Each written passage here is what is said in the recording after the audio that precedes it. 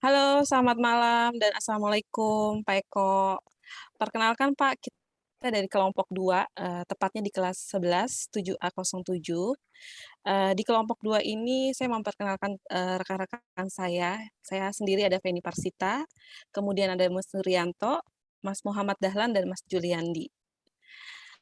Eh, untuk outline kita di tugas PSI ini mengenai pembuatan lampu hias resin, outline-nya kita ini adalah bab 1 pendahuluan, bab 2 gambaran umum rencana usaha, bab 3 metode pelaksanaan, dan bab 4 biaya dan jadwal kegiatan.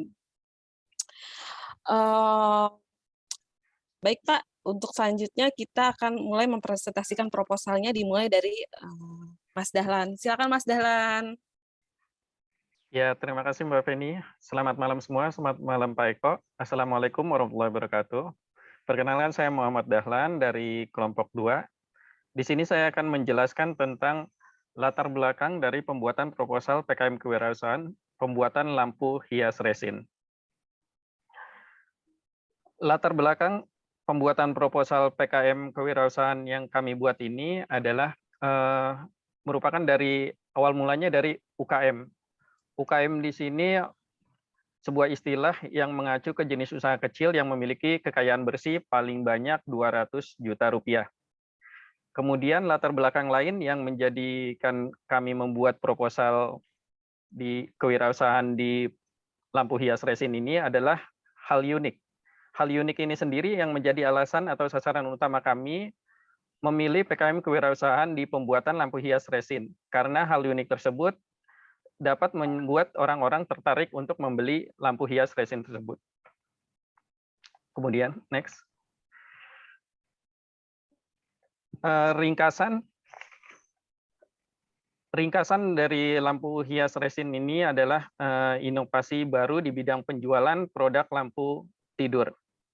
Kemudian lampu tidur yang biasanya hanya dipasang di ruang tidur sekarang dapat diletakkan sebagai aksesoris ruangan untuk menunjang keselarasan suatu ruangan. Next.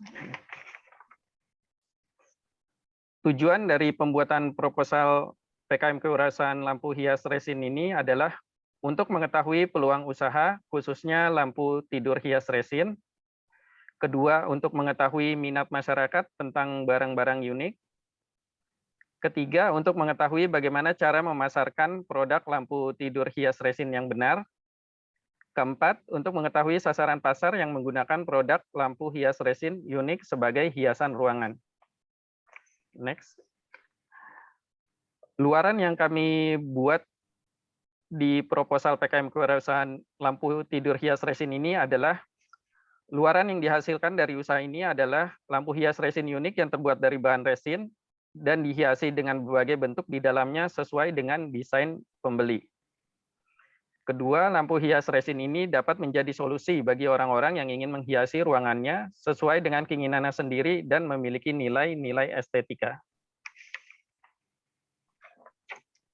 Gambaran umum produk dari lampu tidur hias resin ini adalah resin yang merupakan material cair yang bisa dibentuk menjadi berbagai macam kerajinan seperti replika, gantungan kunci, action figure, dan lain-lain. Resin ini terdiri dari dua macam, yaitu resin bening dan resin keruh. Untuk resin bening, penambahan pigmen tetap akan membuatnya transparan, sementara resin keruh cenderung tidak tembus pandang. Ide ini muncul dari pengamatan yang dilakukan di tempat-tempat art galeri dan tempat-tempat lainnya yang biasa mencirikan keunikan. Next. Untuk produk lampu hias dari resin atau lampu tidur dari resin ini terdiri dari bahan-bahannya itu ada resin epoksi, katalis, pewarna resin, miniatur pohon, kawat, busa, lem box, kayu, lampu LED, cetakan resin, push button lock, tempat baterai A2, dan silikon rubber strip. Kemudian untuk alat-alatnya sendiri terdiri dari gerinda, bor, gergaji besi, triplek, Untuk alas saat proses pembuatan resin, kemudian ada cetakan untuk resin yang terbuat dari plastik atau rubber, kemudian ada amplas. Sekian, kembali ke Mbak Penny. Oke, Mas Dahlan, makasih ya.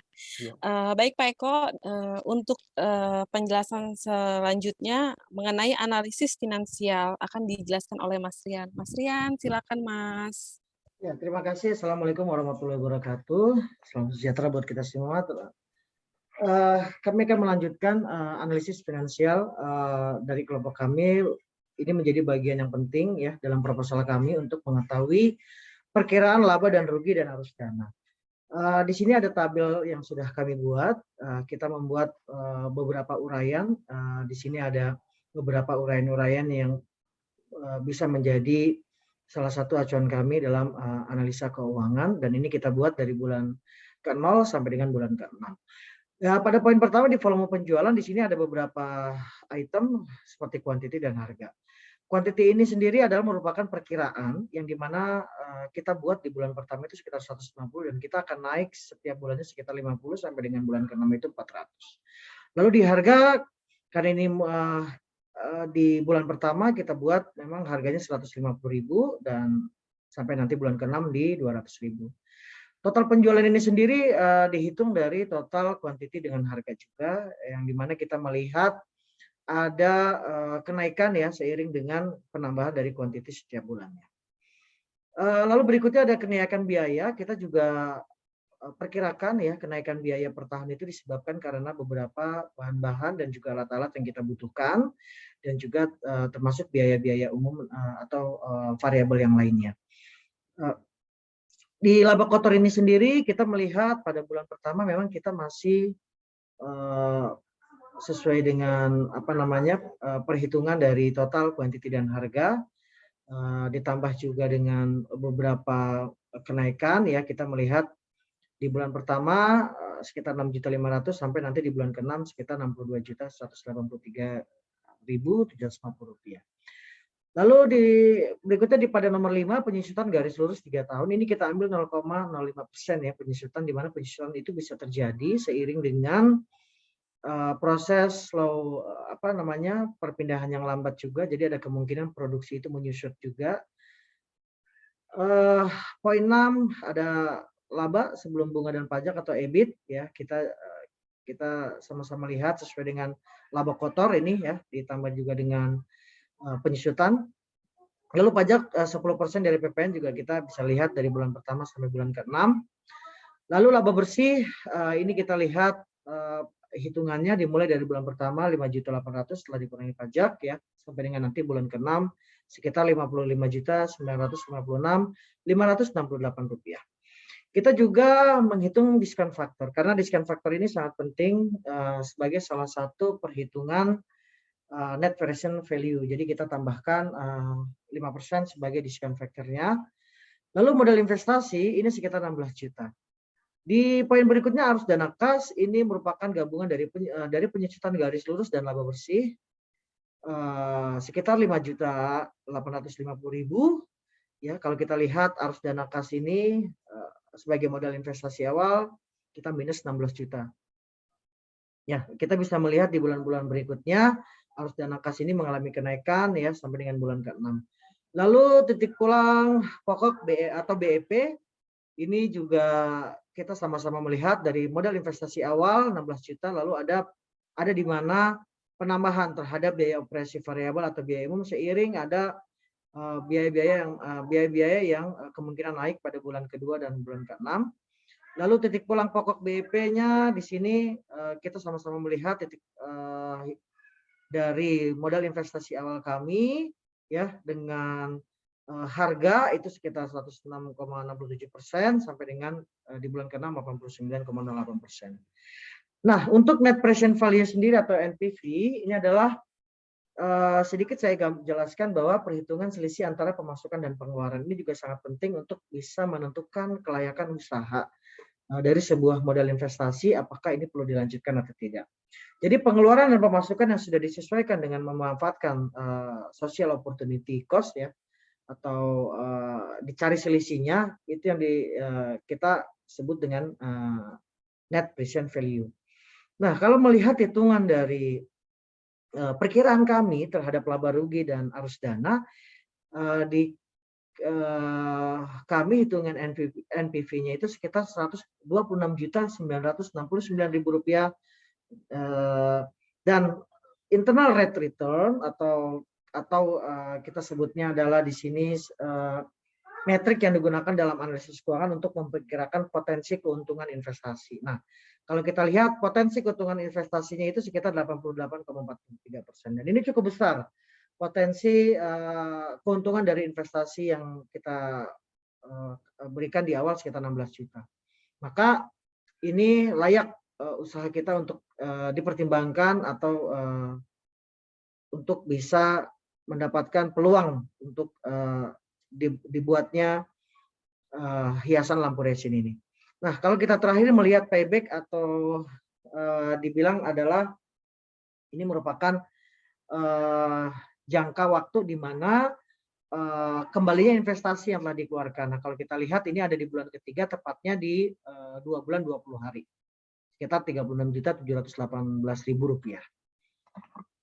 Lanjut, keunggulan sebagai hiasan ruangan yang sekarang ini sangat bervariasi dilihat dari latar belakang keunikannya. Dan kalau kita lihat, ini akan bisa meningkatkan inovasi dalam menemukan hasil karya yang dapat digunakan sebagai peluang usaha yang menjanjikan. Ini produk yang sangat menarik karena sangat-sangat jarang, juga kita lihat belum terlalu banyak di pasaran, dan ini sesuatu yang baru.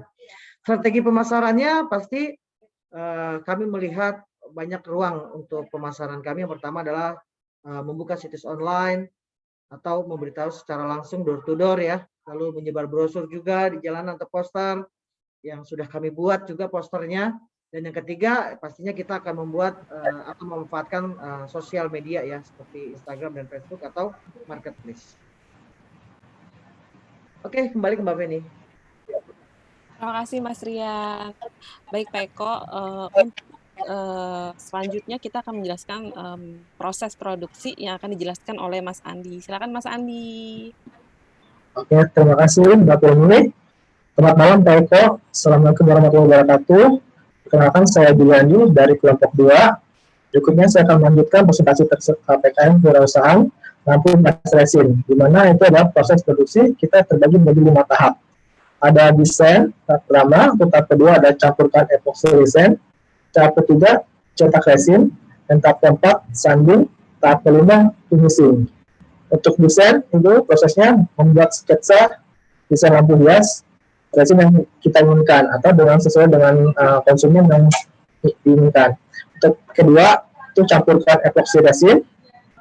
Ini merupakan proses pembuatan resin. Untuk resin, ini bahan yang paling diperlukan adalah resin dan katalisnya. Takaran yang sering dipakai adalah 10:1. 10 untuk resin dan 1 untuk katalis. Jika ingin resin berwarna, campurkan dengan pigmen resin. Atau pewarna resin bisa ada warna biru atau merah sesuai dengan keinginan konsumen.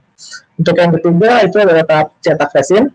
Prosesnya adalah masukkan hiasan pohon atau foto dan hiasan lainnya sesuai dengan yang diinginkan ke dalam cetakan resin. Tuangkan campuran epoksi sedikit demi sedikit, tunggu sampai mengeras. Untuk hasil yang maksimal, pengeringan resin 1 kali 24 jam. Yang keempat itu adalah sanding atau penghalusan. Haluskan permukaan resin menggunakan amplas. Gunakan amplas dari yang paling kasar hingga yang paling halus. Amplas seluruh permukaan resin supaya terlihat lebih mengkilat dan mulus. Yang kelima ada proses finishing. Itu buat dudukan lampu resin menggunakan kayu. Pasang lampu LED di resin. Terakhir tinggal pasang tempat baterai A2 di bawah dudukan kayu dan pas button lock. Lampu hias resin sudah selesai dan dapat dinyalakan lampunya. Next.